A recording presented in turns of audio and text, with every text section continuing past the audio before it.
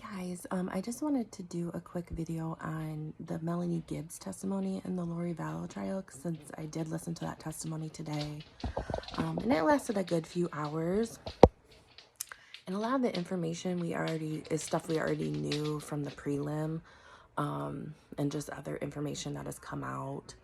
But I just thought I would recap it, especially for those that haven't followed this case super closely. So, one big thing in the trial was they played her phone call that she did to Chad and Lori, and where she recorded it. And that's where she was starting to just call them out on, JJ was missing. It was when they basically, they left for Hawaii and hid. And so she had just kind of was calling them out on, like, where's JJ? Just trying to get information out of them. And that's where she, like, really confronted them and, like, had basically said, like, I'm not buying what you guys are selling. And, she was just kind of letting them know, like, this all sounds really suspicious. So they did play that phone call and kind of went over that again. They talked about just, how with the whole situation, like, Lori had lied to the police and said that JJ was with Melanie in Arizona and that she had taken him to watch, like, Frozen 2, which was totally not true. He was not with her. And then that put Melanie kind of in an awkward situation because she didn't know what to tell the police. Because Chad and Lori had basically, like, asked her to lie to the cops for them and say, like, hey, just say JJ's with you, and if you can, like, snap a picture of, like, a random kid, and that would be great. So yeah, like, they went over that, which again, this is just kind of repeating stuff like we've already known, for who have followed the case, like, so closely. But and then they, kind of talked about her relationship with JJ and Tylee. Like, it had been brought up, her and Tylee didn't get along too well, but, Tylee was a teenager. So, yeah, her and Melanie just didn't get along too great.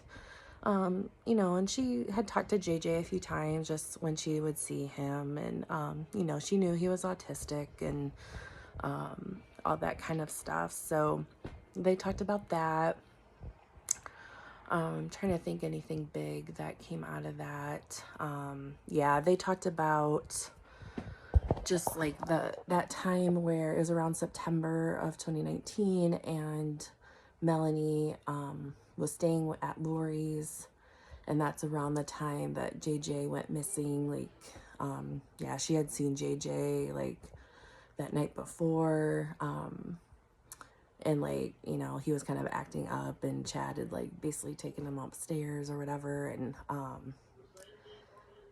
yeah, so she and basically said, like, I don't think she saw him, like, the next morning. So and that's around the time when it was kind of suspected that something happened to JJ. So they went over that. They did talk about the light and dark scales. For those that don't know, like, Lori and Chad had basically a rating system. If you were light, you were good, and if you were dark, that pretty much means, like, you were one of the people that they called a zombie, and that ended up trying to get rid of them. So, they talked about, like, Tylee was dark, JJ was dark, Tammy was dark, Brandon was dark. So yeah, it's just like, it's pretty much like all the people in their circle that they thought were a problem, like, they classified them as dark and then tried to get rid of them. So that was a big thing.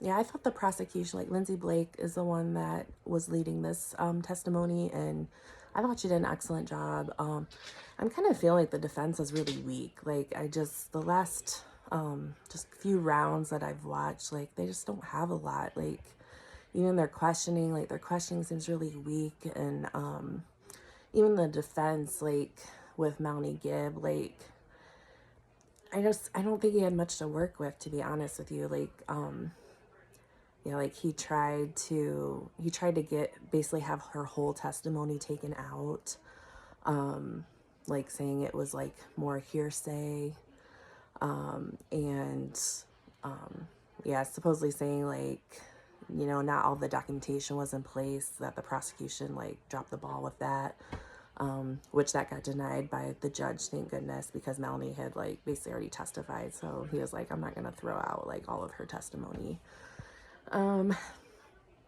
So yeah, and I mean, he tried to like point the finger at her like, oh, you and Tylee didn't get along.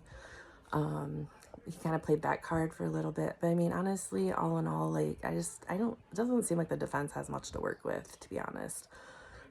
Yeah, their case just kind of seems pretty weak so far. So, yeah, I thought Lindsay did a great job.